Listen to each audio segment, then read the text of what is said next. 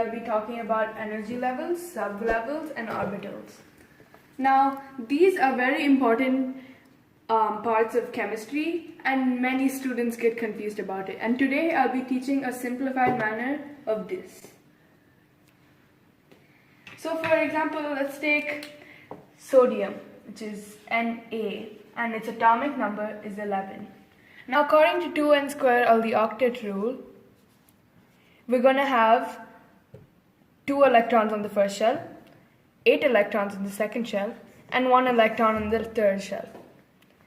Now, let's place these electrons in the model. So we have 1 electron, 2 electrons. This fills the first shell. 1,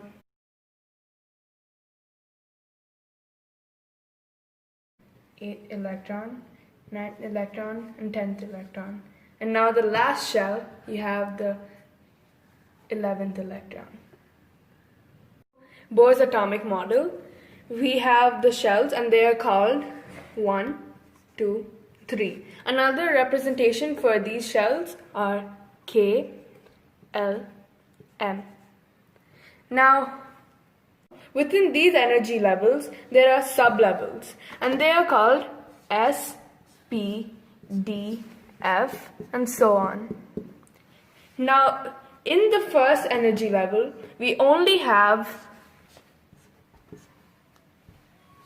S. Now, in the second energy level, we have S and P. In the third energy level, we have S, P, D. And the fourth energy level, we have S, P, D, and F. So these 1, 2, 3 are called energy levels, and S, P, D, F, they are called sublevels.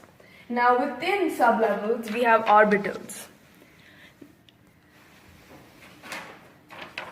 So in sublevel S, we have 1 orbital. And in this orbital, we have 2 electrons. Now in sublevel P, we have 3 orbitals.